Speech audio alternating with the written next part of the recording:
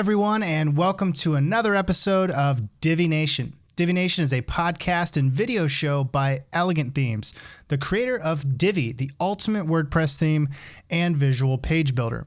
So the goal of Divi Nation is really simple. We want to provide you with the knowledge, insights, and supportive community that you need to be successful with WordPress and Divi.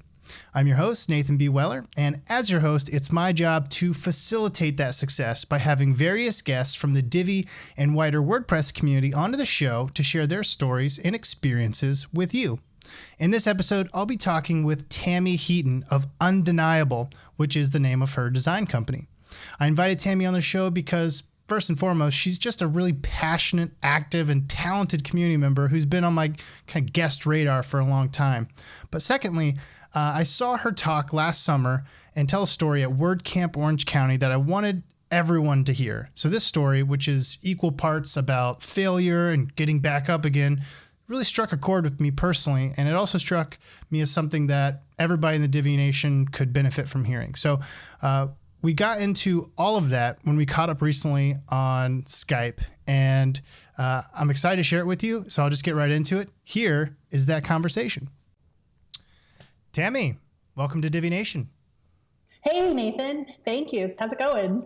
It's going pretty good. Kind of the end of my work day. What have you been up to today? Just launching a client site, same as always. Nice. You launch a lot of sites, or do you typically have like one site that you work on for a while and then launch, or is it like a lot of stuff that you kind of batch and launch together? How does your kind of typical routine work? I usually do 2 sites a month, so I'm kind of usually working on 2 simultaneously. Oh, nice. Very cool. What one thing I like to ask people, just as a way of getting to know them a little bit better and getting a peek inside their world is, what's an average day like in your world? What do you do as a Divi web designer and developer? Oh, wow. Nobody's ever asked me that before. Let's not talk about Facebook. I'm definitely not spending huge amounts of time on Facebook. Definitely not sleeping until noon. Definitely. No, I'm definitely sleeping until noon. I'm one of the people, there's a few of us in the community, I know them all very well, who are the night owls, and we're the ones who work, all night, and we're always up. I could name names, but I won't. But there are a few of us who kind of do the night shift. So I do usually sleep until afternoon, generally speaking. But I'm working on sites, working in Divi. Very cool. Very cool. Well, one of the things first of all, let's introduce like a bit about, your company and whatnot. I want to talk about your WordPress story next, but your name's Tami Heaton. Where are you located at? I am in St. Louis, Missouri. And what is your company name? My company is called Undeniable. Undeniable. Yes. Okay. Sorry. First I thought you said undesignable and I was like, interesting. The curse. The curse. It's undesignable. So that's awesome. What kind of sparked that name for you? What was the inspiration behind that? Oh my gosh. So I had worked in New York for 12 years, and all these agencies had these really cool kinds of names. So I wanted something that was sort of unusual. And the first company I had before this was actually a content marketing company. And it had a much more boring name. So I wanted just something kind of unusual. It wasn't the best SEO choice, obviously, but Well, one thing I always like to get, one part of people's story that I like to get for everybody is their WordPress story. Can you kind of tell us about how it was that you got into WordPress? I can, in a limited way. I'm legally unable to talk about some of it. I was working for a celebrity at the time, actually. Oh, okay. It was 2007. And I was working for somebody who was a fairly well-known blogger, and she only liked working on WordPress. And so we actually built a custom interface because she didn't like the interface the way that it was. It was actually the first time I had worked on building an entire site in WordPress. My brain hadn't even gotten around the idea of WordPress as more than just a blog page.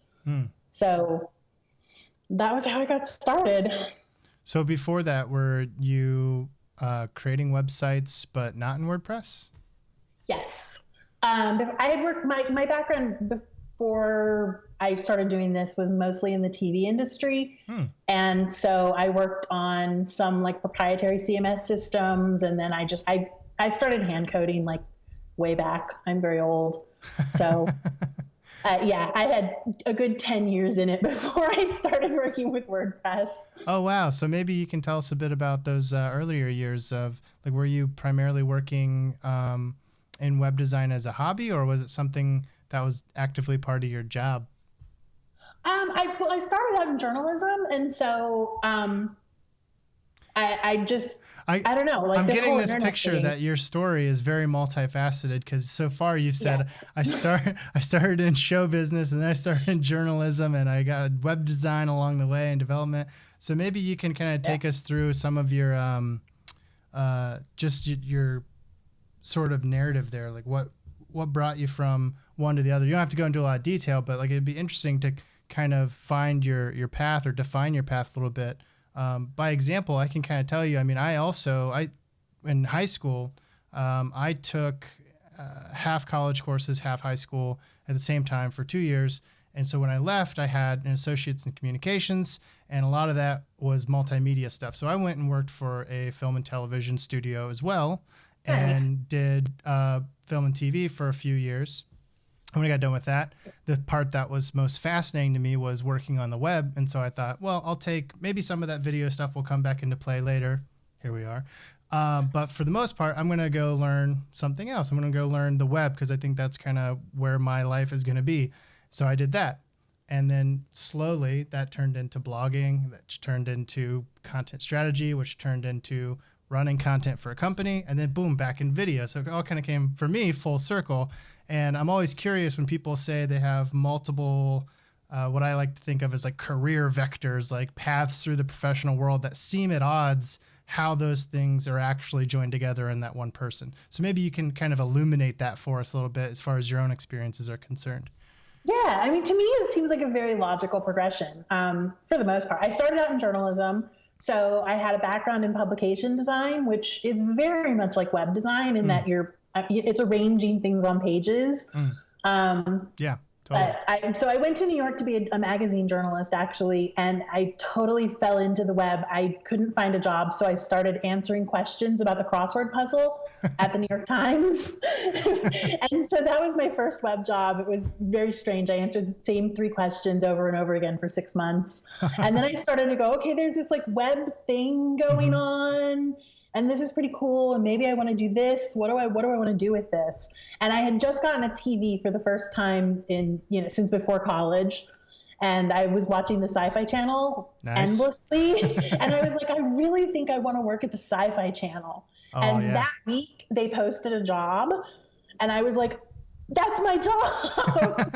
So I went in there and I started, I did some editorial stuff, but then I got my hands in code. I was working with insanely talented designers there who taught me a lot.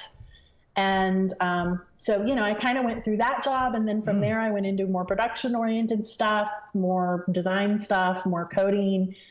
And then I kind of eventually moved into project management. I moved through tons, TV is a small community and people move a lot. So I went through a lot of TV channels in a fairly short number of years. It's funny too. Just from I have a lot of friends who went the TV route instead of the web route, and it's so funny how like you get a job as one thing, and all of a sudden you're doing something that seems completely different. You go from run extension cords to project management, but it's all much more closely connected as a community, which makes all the difference. It's like they would much rather hire the guy who got them or the girl who got them coffee yesterday for something important than someone they've never met who might have seemingly more qualifications. Just kind of interesting how that works. It's very relationship. And I mean, that was the great thing about it to me. Working in that industry, you get to be especially when you work at a smaller channel. When you work at a really big channel, you do kind of do the same job. Yeah. But when you work at a small channel, I worked at Nicktoons for a while. And in a small channel like that, you get to do kind of everything, because it's like all hands on deck and you're just doing a bunch of different stuff. And that's always appealed to me, doing different things every day, which is kind of why I like what I do now, because I get to do different things every day. It never gets boring. Yeah, no, I totally get what you mean. I mean, I love the fact that, and my job, which is very much related to yours, every given day seems to be something kind of new. If I'm not building a website for content, like tutorials and stuff, I'm creating videos, or I'm doing interviews and meeting people, or the multifaceted daily routine seems to be something that attracts a certain type. And I found a lot of those here in the Divi community, of people who are just like, I just sometimes need to wake up and scratch that itch of whatever's fascinating that day. And usually I can find that in design, which I think is cool. Yeah, definitely. So the topic of this episode, if it can be said to have one underlying topic, is something that I thought about, and I thought of you right away because you told a story at the WordCamp in Orange County that really resonated with me. And among other things, one of the themes of it was bouncing back from a failure. And I know I've had experiences in my life where I've really bitten the dust hard career-wise or just in a season, and felt like, well, that's that. I don't know how it's going to come back from that. And I think particularly in the freelance world or in the web design world, where people kind of tend to be alone a lot. They tend to be in their own world. That voice that says you failed, stay down, can seem much stronger than when you have, an office that you go to with friends who can go, hey, you look down today, or you've looked down for a week. What's up? Yeah. In our world, you can be down and nobody knows at all, ever. And you have to kind of fight that battle or reach out to somebody. And so I thought it'd be cool if, as a podcast, we could start among, failure being maybe the first topic that we cover, but we could maybe start tackling some of these life themes that happen within our community and have people speak to those. And so when I heard your story in Orange County, I thought, I got to have Tami on the show at some point to talk about that.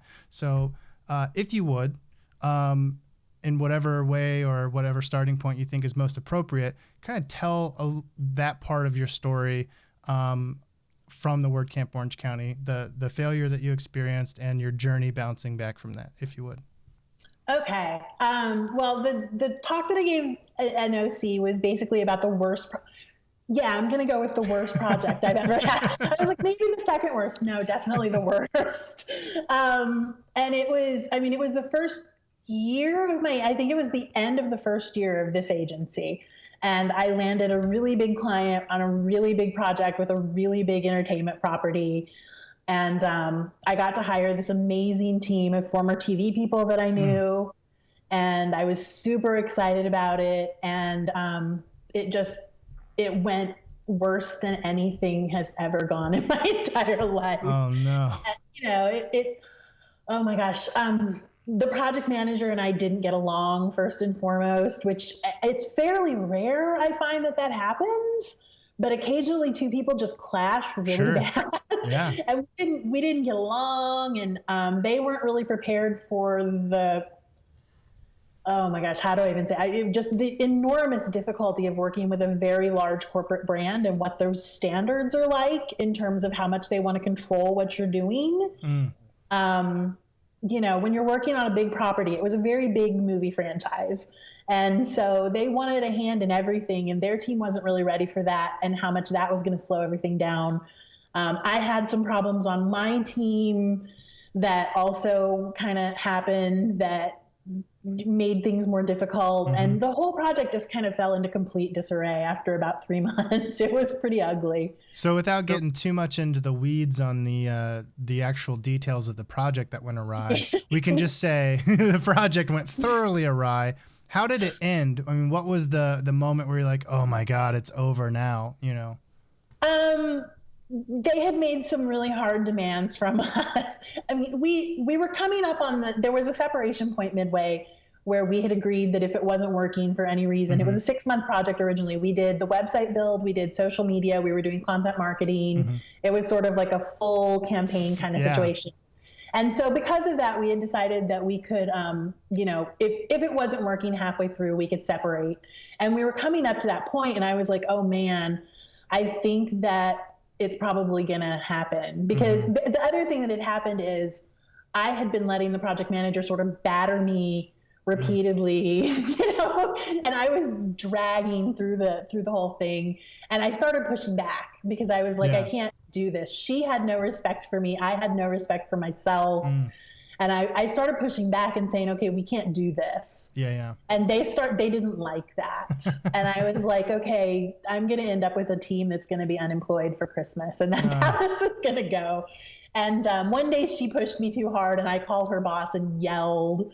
And that was pretty much the end of it. So you had this messy ending with the big client.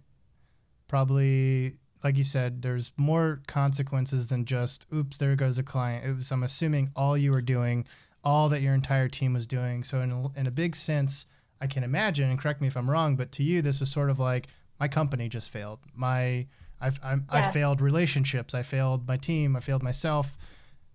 What did you do in the time that from that moment of realization to when you feel like you got back on your feet? What was that transition period like? I think it ended maybe last week. At first I was just shell shocked. I saw it coming and I desperately wanted to avoid it, but I was just shell shocked. And I mean, it's hard because I felt like a huge failure, and I am the least resilient human being on the planet pretty much. But I really started to, and I hadn't really realized that. I didn't think of myself that way. And I suddenly started to think a lot about the topic of failure, actually. And, the thing that they say in entrepreneurship is like, they say, fail fast and fail often, often, fail fast. And I heard that one day and I was like, okay, wait, so this isn't actually the end of my life. This is just like a thing that happened and it was really badly. And, one of the truths of the universe, I think, having gone through a couple of other projects that were pretty bad over the course of, the entirety of my career, is that those are the moments that you learn the most. Like if everything goes really well all the time, you don't necessarily learn. Well, so what were some of those lessons that you pulled out of that specific, were there changes you made that have kind of protected you from future events like that? Well, I mean, first and foremost, how do I say this? You can't be nice. Like clients aren't your friend. And that was a big realization. I mean, clients are often actually our friends as it works, but there's an issue of boundaries, and I had a major realization about myself and boundaries that was, not just work, but a very personal sort of realization that I am not a person who's very good at boundaries, and I'm not good at pushing back. And I get really, not good when people challenge those boundaries. And so, I mean, I think a lot of people struggle with that. Yeah. I think a lot of people struggle with boundaries, and, especially when, your primary goal is, I got to get that next invoice filled because I got to pay my bills. And if other people are working for you, then you're like, I'm responsible for getting them paid. And it's really the pressure. The pressure dictates that you just say, yes, sir, or yes, ma'am, it'll get done, regardless of what that means for your life, for your well-being, for your psyche, whatever. And I think, the idea or the concept of safeguarding yourself against that unhealthy unbalance with healthy boundaries is something that's our whole community could probably stand to think about. Definitely. And I think that comes up in the groups over and over again. Good, how do I deal with this situation? People are like, how do I deal with this? The client wants this. And it seems unnatural in that state to be like, you just say no. I do see those questions all the time. Yeah. And it's funny to me to notice that, different people will have drastically different boundaries than someone else. And I think it's cool that when a group as large or in a community as large as this one, that people can sort of find others who have the same sort of boundaries as them. So no one ever feels like, well, here's my boundary, but why do I feel so weird that nobody else has that boundary? Like, I think it's okay, especially when you are your business, to be like, hey, this business in large part is dependent on what I can and I cannot personally handle. So, unless it's completely detrimental to my business, this is how we're going to do things, and being cool with that, Yep. Absolutely agreed. I have some role models in the group. So I have one in particular who's just like such a badass. And sometimes I just ask myself, like, what would she do? Because she just doesn't take any guff from anybody. And I'm like, that's okay, awesome. That's what I got to channel. Like, that's the way you got to be. So what are some of these other lessons? So boundaries sounds incredibly useful, and like it's been, it was probably central to getting things going again. What are some other lessons that came out of that experience? I mean, just the notion of doing things by the book is a big one, which is kind of the same, but kind of different. Just like formalized project management is what I'm talking about, really. Like formalized project management is really important. Not breaking those rules. Like every rule of project management exists for a reason, and somebody actually put thought into it. And doing things sort of differently than that very rarely serves you well. And that was, a big takeaway for me. And just, I don't know, generally, I just honestly, from a personal standpoint, I just sort of, without sounding too hippy-dippy about it, I just kind of self-evaluated at a very deep level for a long time after that. Because it kind of occurred to me that the more whole you are as a person, the better your business will run. And sort of the more, messed up you are about this and that, the more it can really affect what you're doing in a really negative way. Yeah, absolutely. I mean, it makes perfect sense to me to think of it like that, particularly as a freelancer or a small agency. I mean, your business is an extension of yourself in so many ways. It is. Legally, it's not necessarily, and maybe as a brand, it's not 100% you, but what goes into it is all you. And so it only goes to follow that you need to be true to that, which I think is an important message. Yeah, absolutely. And so, it sounds a little crazy, and I've advised some people on this, and people always give me like a kind of an eyebrow when I say it. But I'm like, if there's something that you're not dealing with very well, like go see a therapist. Yeah. Figure out why you're doing that. If it's something, you have to really, that was a big takeaway for me also. At first, I really wanted to be like, okay, the client screwed this up. This person on my team screwed this up. I did everything I could to hold it together, and everybody screwed up, and there was just nothing I could do. And you really have to kind of like pull it back and reflect on it, especially when you're working on smaller projects and they cycle out, every month. If you're kind of having the same issues every time, you need to stop and take a look at yourself. And, like you have to really own the way that you're doing things and look at that. And if there's some, like, if you have boundary issues, if you have like anger issues, I don't know, like there's sort of a gamut of things that could go wrong. If you have interpersonal communication issues, you really kind of need to take that apart and look at it and figure out why and where it came from and how to not do it. Right. Understand that the problem might be you. Yeah. I mean, especially like if you have a blowout on one project once and you're like, wow, didn't see that coming, that, that happens. Yeah. Pick yourself back up. That was a big lesson, resiliency. Pick yourself back up. It is not the end of the world.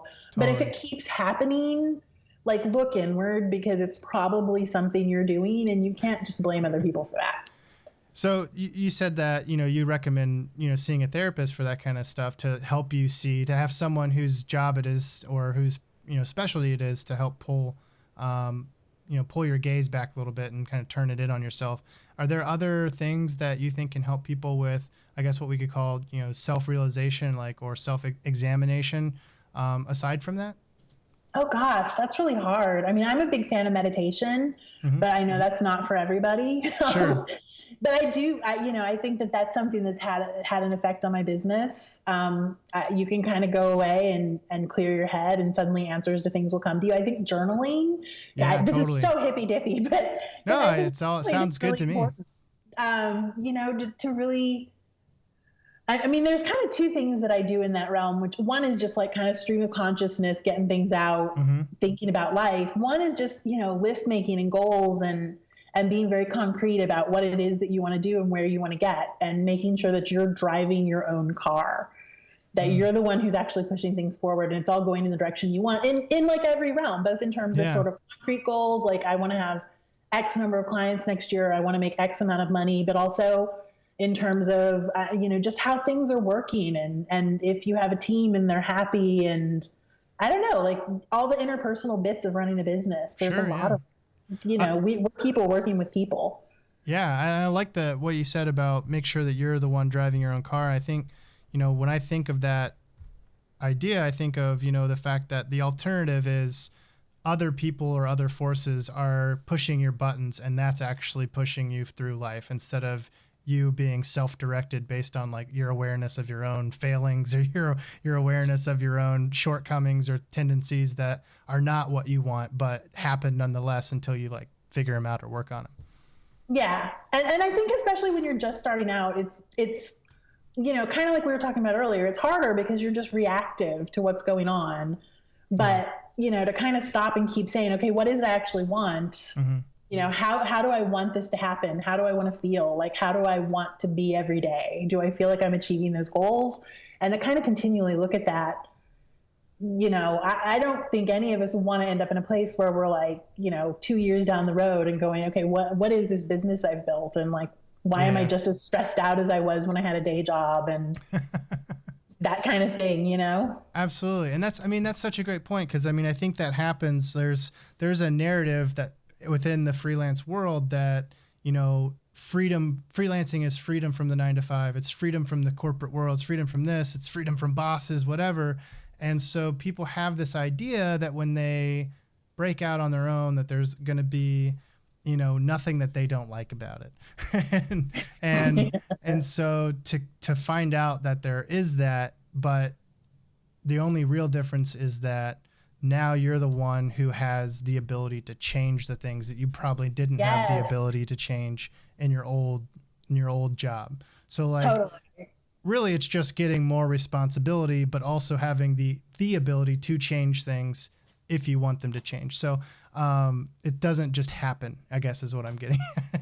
Yeah, and not just like, can you change, but you're the only one who can. Yeah, you're the only one who's going to do it. If it's going to happen, you're going to do it. Yeah. It's you got to drive the car. Like it's yours. It's yours to do.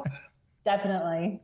Well, that is all. I want to try to come to some sort of final thought here, which is sort of a crystallization, I guess, of, you know, where the conversations come. So you see people talk, I'm sure, in the Facebook groups and just online in general from our community about different things that they're going through. Let's just imagine for a second that someone just posted a question about, you know, what do? I just failed. What would your first steps be for someone who just had a huge failure in their freelance or in their digital agency life, and they want to get back on the right path? Well, first I would say if you need to go and like sit in a corner, do that for a few days.